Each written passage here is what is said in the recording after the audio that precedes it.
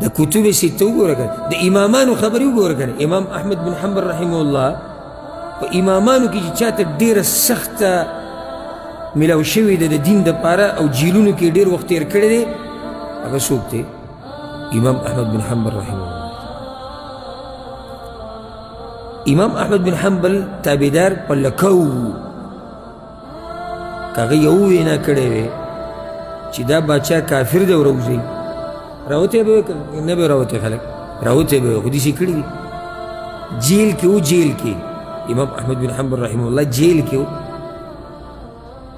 او دعا یې کوله، وی یا الله دغه وخت باچا ته وی یا الله پوهې کې دی نه پوهېږي، حالانکه هغه جیل ته اچولی وی پوهې کې دی نه پوهېږي.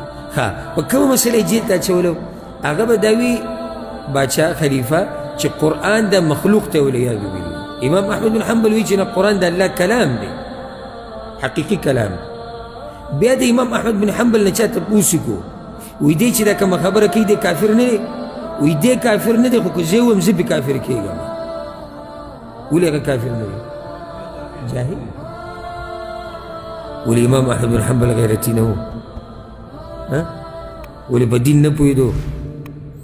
او دا د ډېرو امامانو نه دا خبره نقل ده، وی که چېرته موږ ته دا معلومه شي چې یوه دعا زما الله قبله یوه صرف یوه، نو زه به په هغه دعا کې دا ویم چې یا الله زموږ د باچایانو اصلاح وکړه. لکه نه د مور پلار دپاره دعا، نه د بچو دپاره، نه مال نه آخرت، هېڅ نه مې ونه غوښتو، صرف یې څه وغوښتو؟ باچایانو اصلاح وکړه. چا ورته ویلي؟ وی دا په دې چې باچا برابر شو که شراب برابرېږي.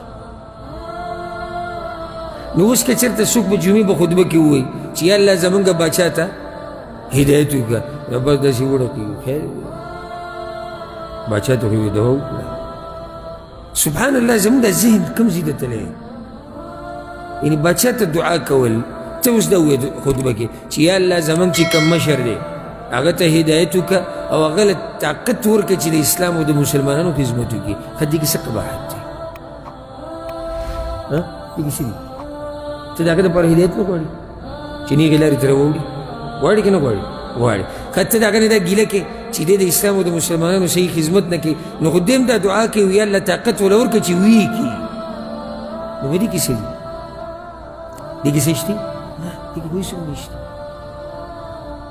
خو دا په دې چې د خلکو سره ذهن جوړ شوی دی او د عوامو ذهن هسې نه جوړېږي.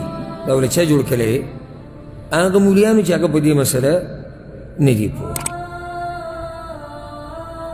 او تکړه ملامه کوي چې هغه ته چې هغه د مشرانو په دې د مسلمانانو په دې مشرانو پورې نښتئ او دوی ته کنځلې کوي او د دوی بېعزتیانې کوي.